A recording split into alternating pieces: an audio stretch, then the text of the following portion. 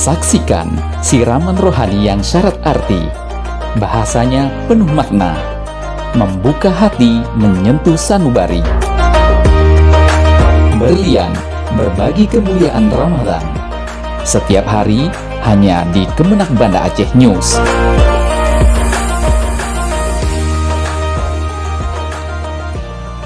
Assalamualaikum warahmatullahi wabarakatuh. Alhamdulillahirabbil alamin. Wassalatu wassalamu ala sayyidina Muhammad wa ala alihi wa sahbihi ajma'in.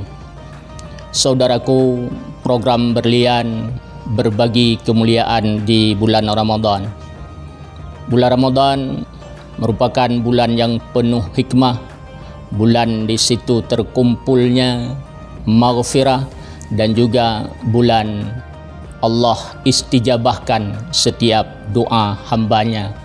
Dalam Al-Quran surah Al-Baqarah ayat 186, Allah telah tegaskan, wa iza sa'alaka ibadi anni fa inni qarib ujibu da'watad da'i iza da'an, bahwa Allah akan terimakan setiap doa yang dipanjatkan oleh hambanya.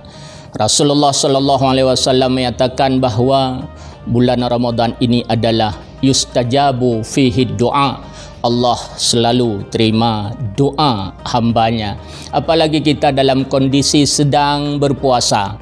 Salah satu dari 3 golongan yang Allah tak pernah tolak doa hambanya adalah hamba-hamba yang sedang melakukan puasa. Ketika berdoa, maka Allah akan terimakan doanya.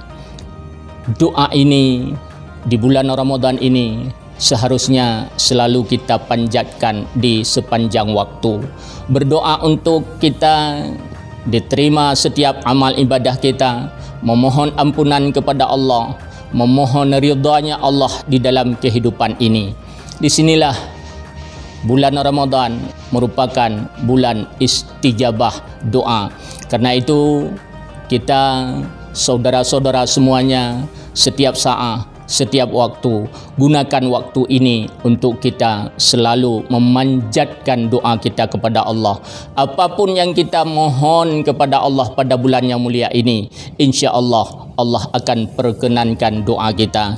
Kita harus rajin untuk berdoa siang malam, terutama kalau menjelang sahur di malam hari. Sempatkan waktu untuk kita memohon ampunan kepada Allah Subhanahu wa taala.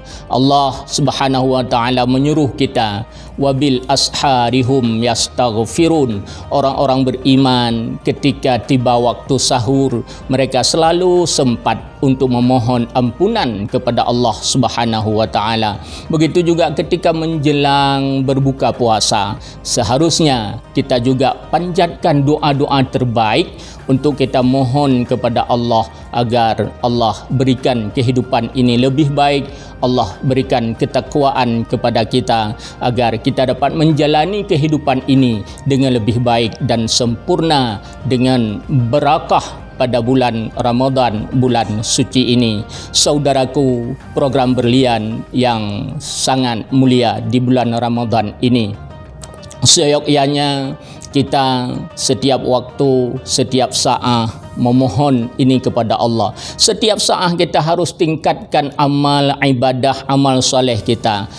Maksimalkan potensi yang kita miliki berupa tasbih, tahmid melalui lisan kita yang masih Allah berikan kekuatan.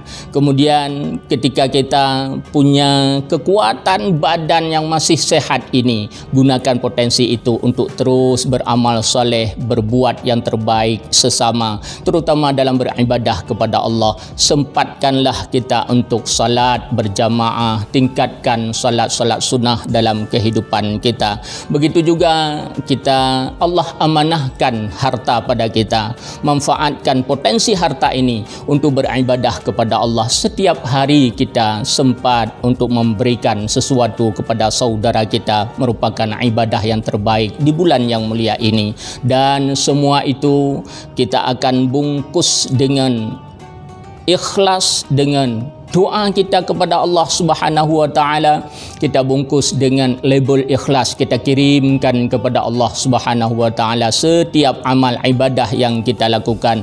Semoga Allah terima semuanya, semoga Allah berikan yang terbaik kepada kita.